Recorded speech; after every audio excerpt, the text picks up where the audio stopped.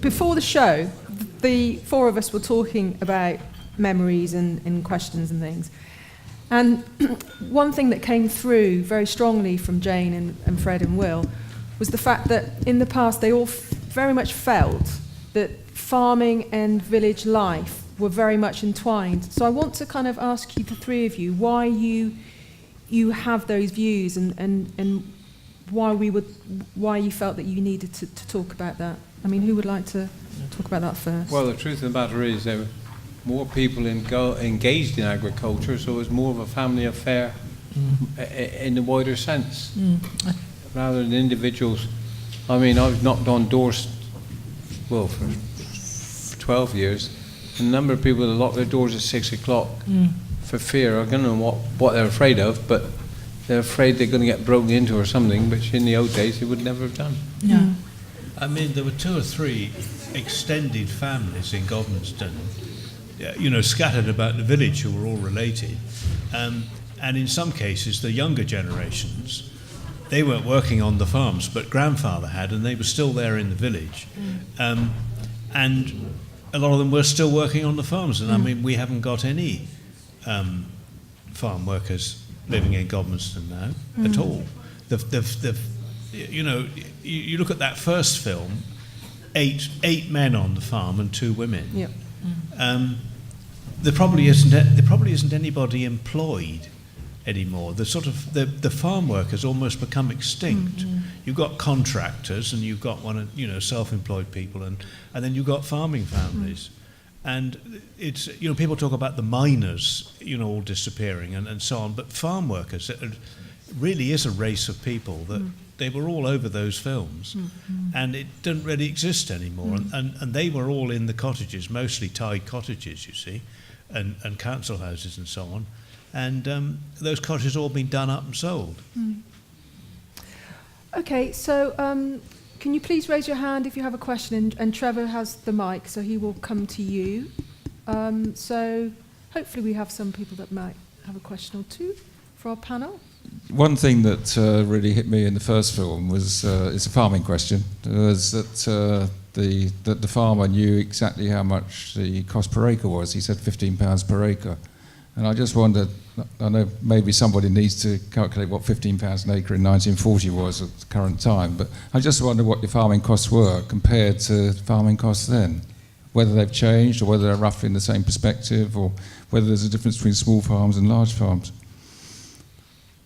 Well, as far as I'm aware, that the ratio between what you get and what you used to get is a lot less now. If you look at the price of milk has not gone up proportion to a lot of other things. But then you could say that of a lot of goods. I mean, if you look at televisions and stuff like that, I mean, they haven't gone up. They have actually stayed stagnant. So it's just a fact of life, really. Yeah, didn't they used to say a loaf of bread, a pint of beer and a pint of milk were all a shilling? And your pint of beer is now, what, £3.50 or something? But your pint of milk is still a matter of pence, isn't it? Yeah, 89. Which is... Under a pound. And bread, has gone up a lot more. Milk always seems to be the bit of a Cinderella. What's the one thing that you still do today that makes you feel really, really nostalgic?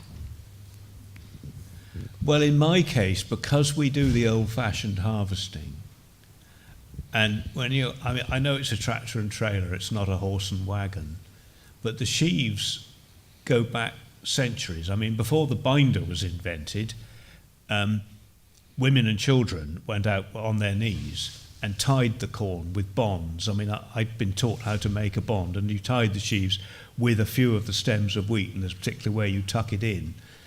And then people pitched those sheaves onto wagons, and I expect the Romans were doing it. And when the Romans came, the Celts were hedge laying.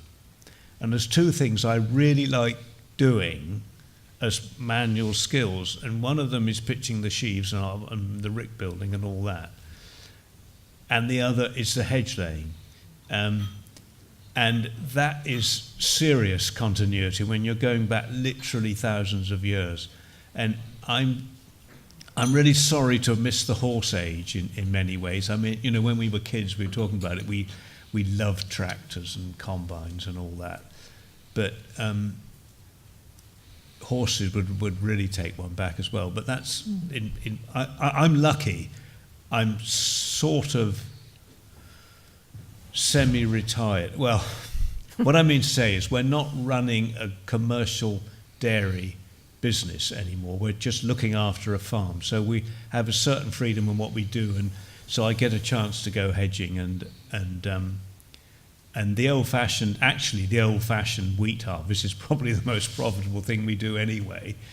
So I'm very lucky that I can do these things, and it certainly it keeps you in contact with not only all those old boys there and girls, but generations, you know, back into time immemorial, really. For me, it's I belong to an elitist club that has rolled a combine. Oh yes, the rolling the combine story, Fred. Yes. Go on, you must tell us this. Well, I was sent out to cut a very steep field, which I'd cut many times before. I disobeyed the one rule: you should empty the tank every time you get down to the bottom.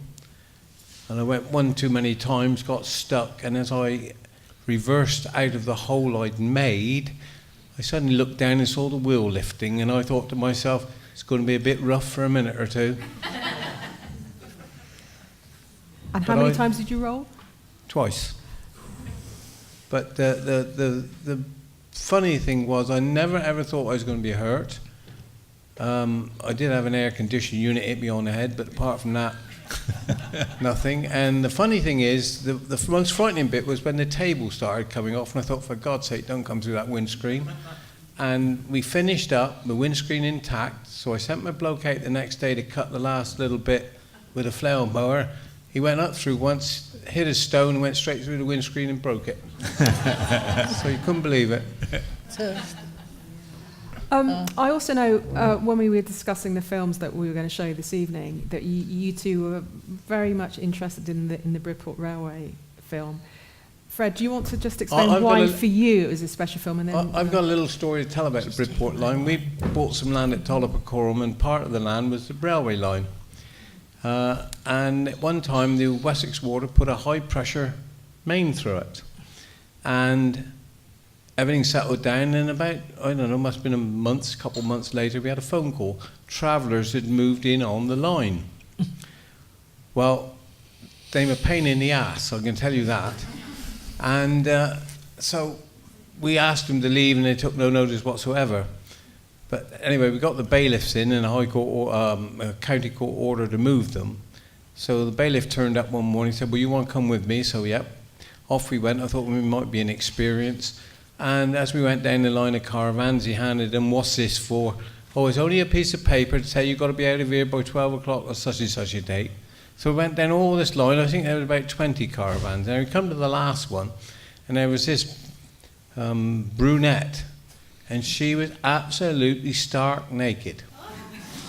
And this chap, he handed her the piece of paper, didn't bat an eyelid. And when we came back and we were well out of earshot, he said, gosh, she wouldn't have a cracker, wouldn't she?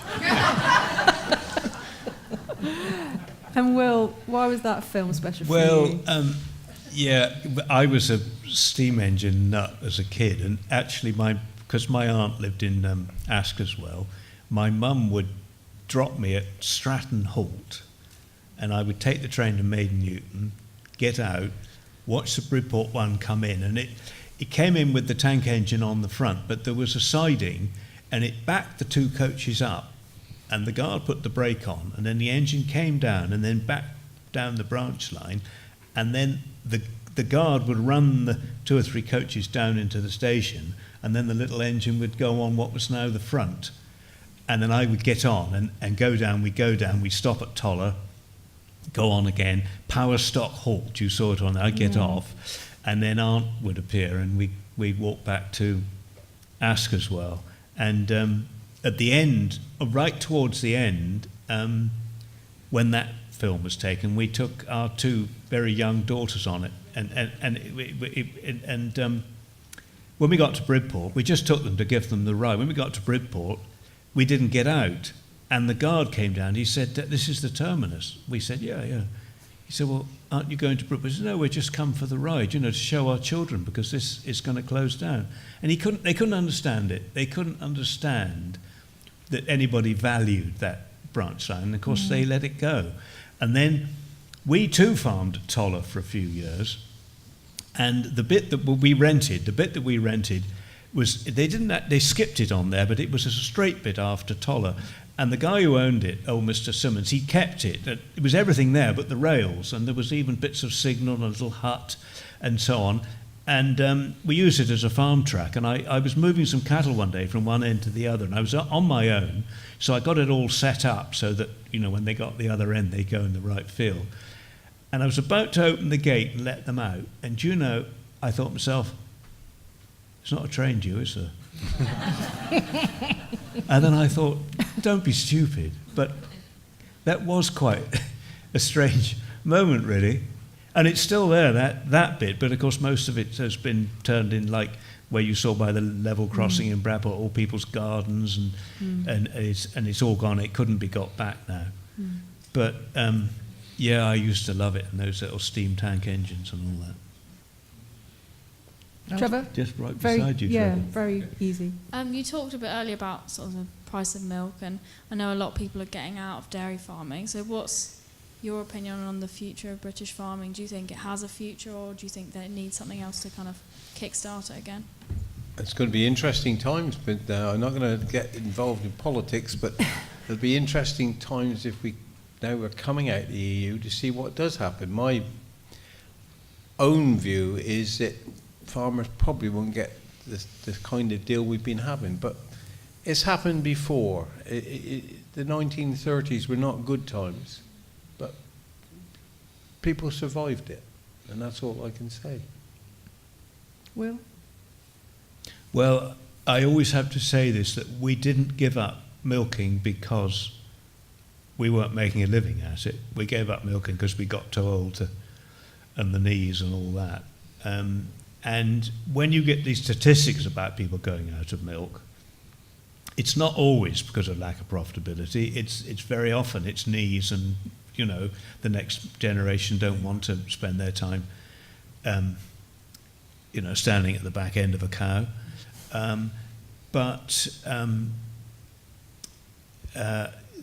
Although so many people go out of milk, there always seems to be enough milk, because the remaining people, well, I suppose they get stuck with the cows because they're shut down with TB, aren't they? Yeah, that's right. Half the reason why the herds get bigger and bigger. Yeah.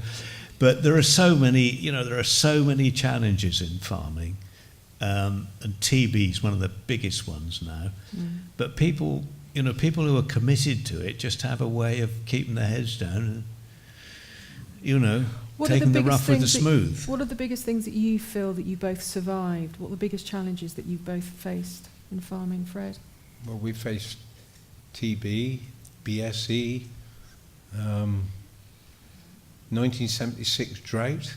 I mean, people can't imagine what that was really like. If you never actually lived it, you have no idea how hot it was. Yeah. People were saying, some friends of mine were comparing this year with 1976. By this time in April, it was so hot that you could hardly touch anything. And you used to get fed up with seeing that big red orb rise in the sky and think, well, we're in for another hot day. I know I went to Piddletrento, we had some straw to bale, and you couldn't put your hand on the baler. It was that hot at 9 o'clock in the morning. But cows, it's strange, animals, although they had nothing to eat, lived on sunshine. Yeah, they did. Yeah. And that, they didn't just disappear. As long as you had water for them, you were all right. And Will, toughest times?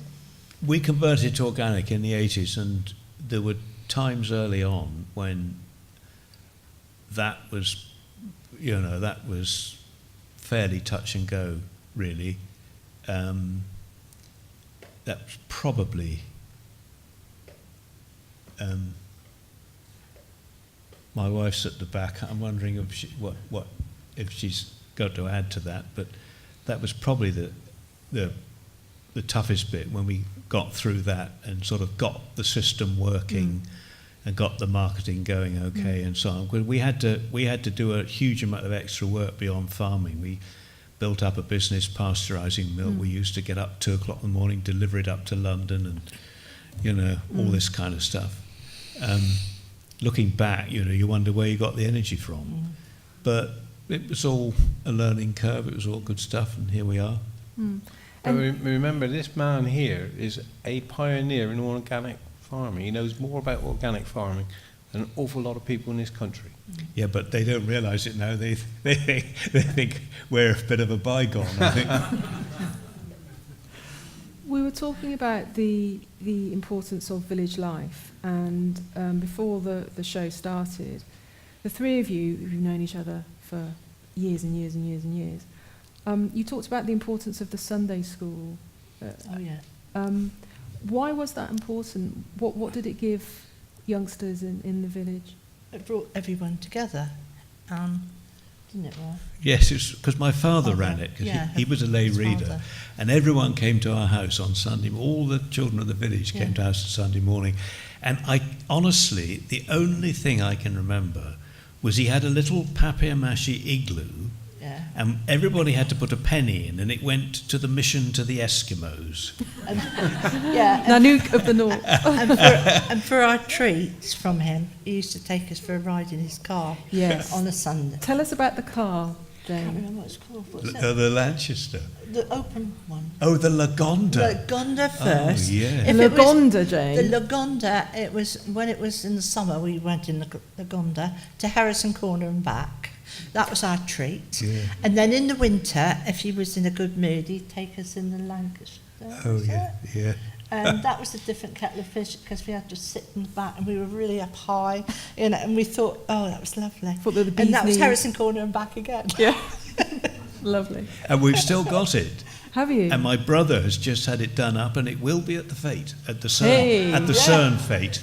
Yes. Oh, we want it at ours too. Yeah, because yeah, we're- but it will be at Yeah. the Cerne fete. It's coming down. Please raise your hand if you have a question. We bring the mic to you. Well, you said that when you are young, the land is like your mother, and then as you get older, you see the land as your child. I thought that was beautiful, and I'd love to know if anyone wanted to add anything to that. I can't remember where I read it, but it was quite recently. Or was it Wendell Berry? It might have been. But I think you become a bit protective, don't you? yeah, you do. You do. That's right. In the village, you try to do all you can to try and keep it as it was, but it's very hard. But it's like doing the flowers for the church. I do that, and I always try and do my best to make it look the best, if you know what I mean. And I get a lot of pleasure out of doing it. Yeah, sure. I wonder how much of it's all due to the next generation not wanting to farm. Yes, but we've just joined a thing called the Pasture-Fed Livestock Association, because we're not milking, we've just got some beef cows and so on. And we joined it sort of slightly out of interest. And I get all their emails, and they have these discussions. And it's absolutely fascinating. These are young-ish people who very often, they've done something else until they'd saved enough to get a field or whatever. And they're incredibly enthused about farming. And they're setting off in a very small acreage, and they're keeping a few cows, and they're going to sell some raw milk, and they've got fruit trees and one thing and another. And they may not be farmers' children, and it's often the farmers' children maybe look elsewhere, but then actually very often the farmers' children come back later on in life. And of course we've got an example here. I mean, the Horsingtons are like they're all brilliant at, well, their wives are all brilliant at having sons. And they just and the Horsington and most of the sons go back on the land, and the whole thing just rolls on and gets, more and more impressive, really. But what it is that you get right to have your children to want to farm, or maybe it's not necessary. I mean, why should they, really? There's lots of other things to do in this world. I think it's interesting when you described what it was like for you, Will, when you were at school and you're looking out the window. You just wanted to get out there. You knew from a very young age that nature and farming was something that you felt passionate about. I think so. And I was lucky enough to be able to do it. Yeah. Well, I've been lucky because I've got 2 sons that wanted to do the business. I've also got 1 son that didn't and never would, and I've got a daughter that just wasn't interested. Farming is a tough profession. If you love it, do it. If you don't want to do it, don't do it, because it'll kill you. It's as simple as that. It is one of those professions that it's more a labour of love than anything else. And if you, like I said, if you want to do it, you'll enjoy it. But if you don't want to do it, it'll kill you. It is an awful hard taskmaster. Yeah, I think the sad thing is the other way around, when you get people that farm just because father expected them to, and then they don't really want to, and that's awful. It seems just like such a waste of their lives and also of the farm, and also the kind of farms that are just run by accountants that are sort of lifeless. That's, I've always said that if you're a farmer, you don't have a career, so your farm is your self-expression, and that's it, really. And do you both feel that your personality and your hopes, from if you sort of cast your minds back to being in your late teens and 20s, that you farmed the way that you've both wanted to farm? Yep, I've done what I wanted to do, and that's it. Next generation's doing what they want to do, so it's not all the same, but like I said, get pushed aside and they got to get on with it. Yeah, I mean, I had no idea that I would end up as this guru of organic farming and all that. And in fact, a lot of that is down to Pam, who saw that that's what we should do. And we set off on that thing. And of course, now you look back and, really pleased with the whole thing. Except when I look at certain fields that are a bit weedy. But we didn't know. You have to sort of go where life takes you, don't you? But the fundamental thing is you're looking after this land and these animals on it and the people. My father always said it's the women that make the sons. I mean, what he meant by that was, instead of sitting in a house, the woman should be kicking them out and getting on with it. And that's what he really meant. Can I tell the story about Fred's mother? Yeah. This is a good opportunity.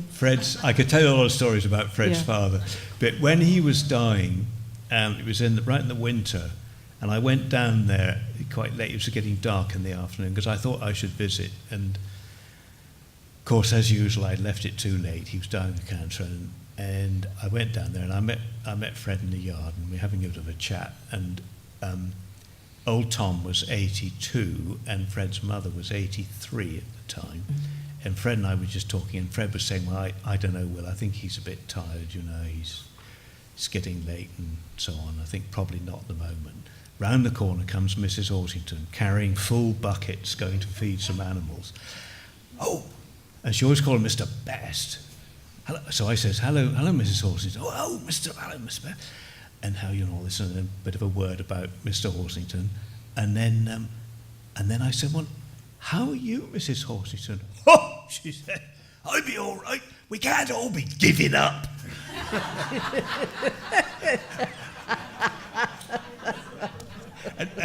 and she went on for another 10 years. So that is the spirit of the... That's the spirit of the farming community. And on that wonderful story, I think we'll leave it there unless anybody has another question. I want to thank Fred, Will and Jane for their time this evening. So if we could give a round of applause.